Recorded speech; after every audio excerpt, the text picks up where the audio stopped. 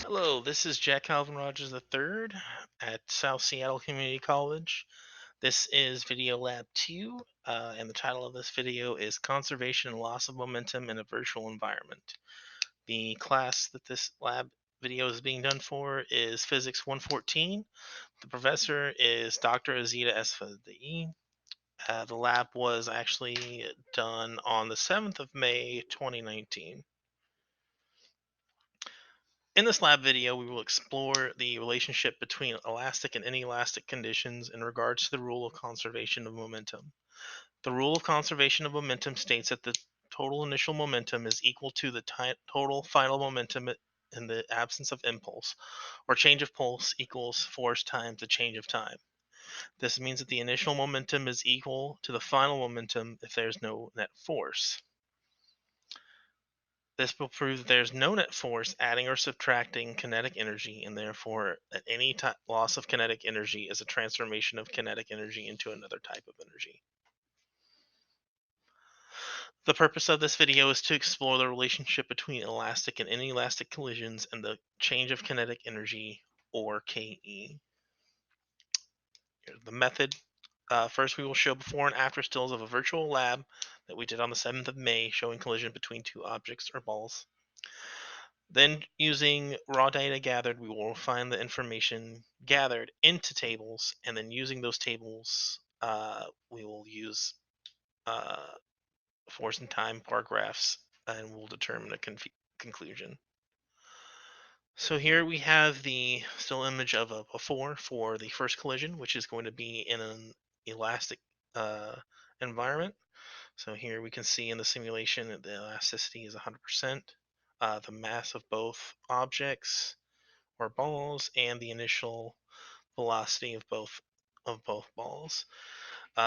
Just for clarification on the table, I'll go through this on every still, but generally the second image right here, 2, this is 1.2, this is 1.1, and for the second simulation, that this object will here will be 2.1, 2.2, et cetera, for each subsequent simulation.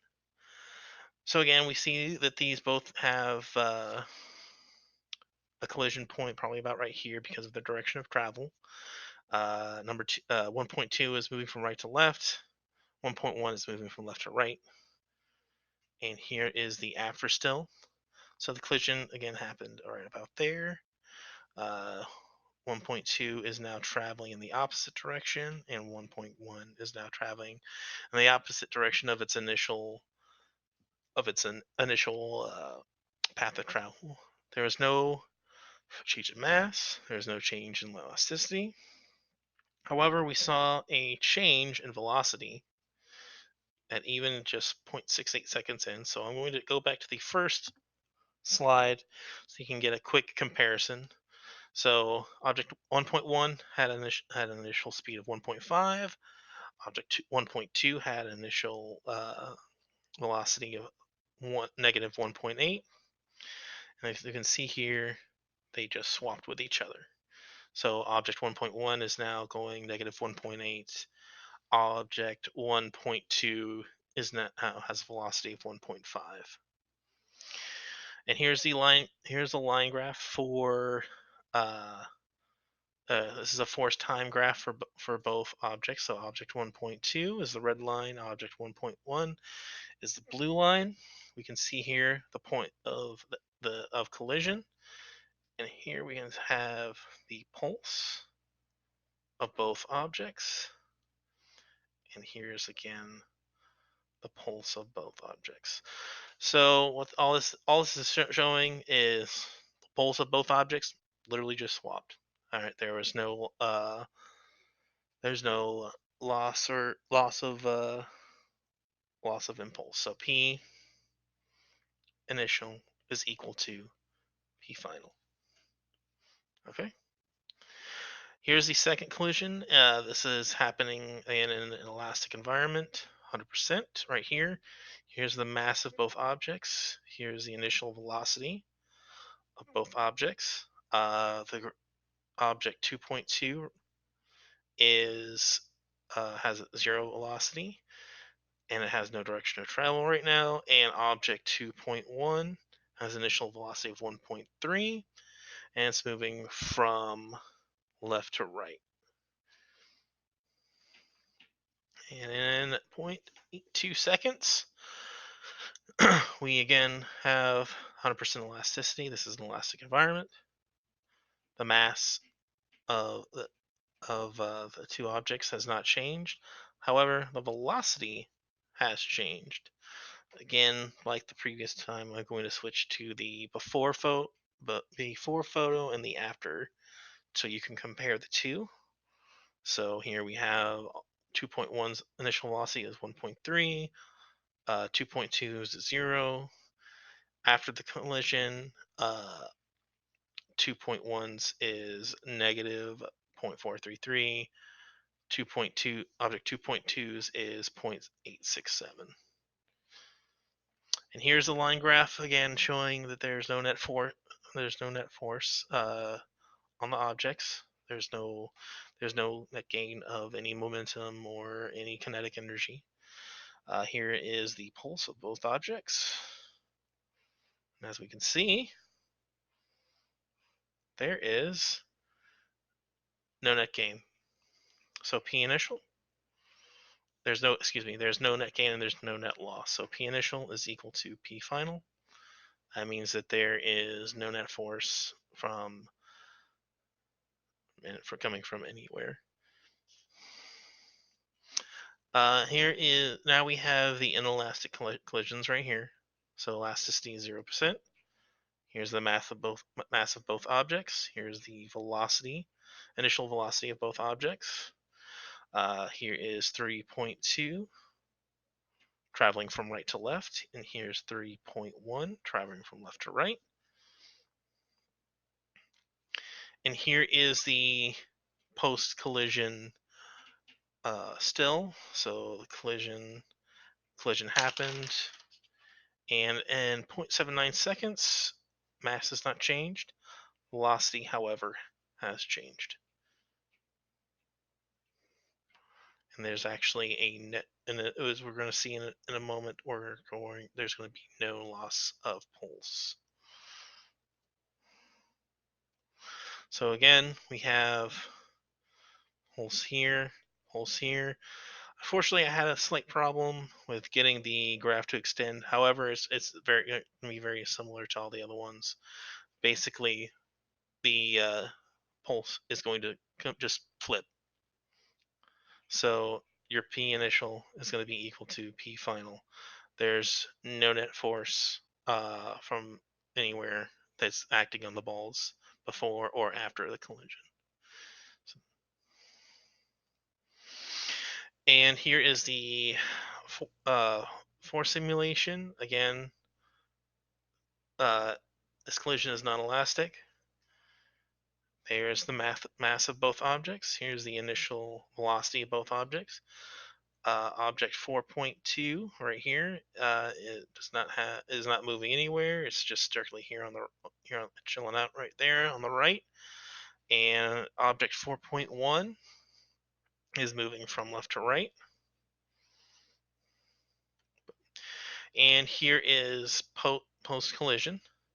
So again, here is 4.1, 4.2. This was an inelastic collision. Mass did not change, however, velocity did. And I'm going to go ahead and go back to the before picture so you can compare. 4.1's initial velocity was 1.3. Object 4.2's was 0. Post collision, object 4.1 had a velocity of 0.433. Object 4.2 had a post collision velocity of 0.433. And here we go again with another force time graph. Again, there is no change in pulse. So P initial is equal to P final. And here is the before and after. So the top is before, as you can see by the time. And this is the after, as you can see by the time. This would be simulation 1, simulation 2, simulation 3, simulation 4, and again, simulation 1, simulation 2, simulation 3, and simulation 4. And now here we have the bar graph showing the kinetic energy levels in the first simulation, or 1.0. Here is object 1.1. Here's object 1.2. This is their initial kinetic energy, somewhere between 3 and 3.5. And here is their final energy. Here's 1.1, 1.2, and it's again, there was no change. There's both equal. There's no there's no loss of kinetic energy after the collision. Here's collision 2. The initial kinetic energy for both objects was a little bit over 2. And here is 2.1. Here's 2.2. Again, that's the initial. And then the kinetic energy final remained the same for both 2.1 and 2.2. So again, these are both equal. So there was no loss of kinetic energy. Or excuse me, the kinetic energy was not transformed. Here we have the non-elastic collision. So simulation 3. Here's object 3.1, 3.2. Again, just like simulation 1.0, the initial kinetic energy is between 3 and 3.5. However, as we can see here, the KE final for both 3.1 and 3.2 dropped significantly. It's just barely peaking over 0. It's between 0 and 0.5. So that means KE is not equal to KE initial is not equal to kinetic energy final. So KEF.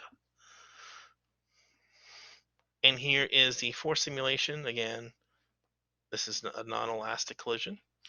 Initially, here is 4.1, object 4.1. Here's object 4.2. Again, slightly a little bit over 2 joules of initial kinetic energy. And again, in the kinetic energy final calculations, it's somewhere between 0.5 and 1 for both 4.1 and 4.2. So we're going to go ahead and discuss the refined data that we just looked at in the graphs.